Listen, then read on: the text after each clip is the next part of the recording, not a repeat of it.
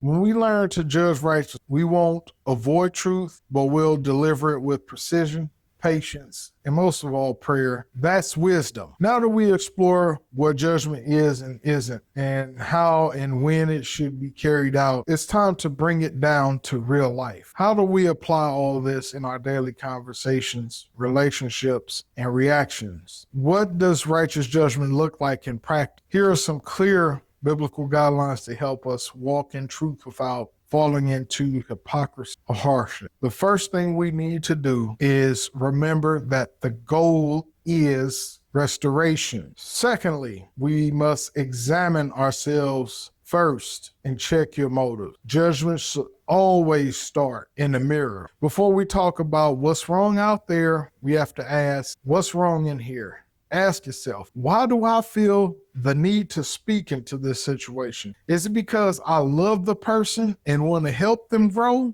Or because I'm frustrated, offended, or feeling morally superior? If your motive is pride or irritation, pause, pray, don't proceed until your heart is rooted. 18:13 says, to answer before listening, that is folly and shame. Before correcting someone, take time to understand them. Ask questions, build relationship, learn their context. Ask yourself, am I approaching this conversation with nosiness, curiosity, or just criticism? Fourth, prioritize restoration over criticism. Biblical judgment always aims for restoration, not exposure. If your correction doesn't lead someone toward hope, healing, or deeper faith, it may be time to rethink it. Ask yourself, am I offering solutions or just pointing out problems? Support without compromise is powerful. It's what Jesus did best. Go and sin no more came after mercy, not before. Fifth, you need to be willing to walk with that person. Be willing to walk with them. Accountability is not drive-by correction. It's a walk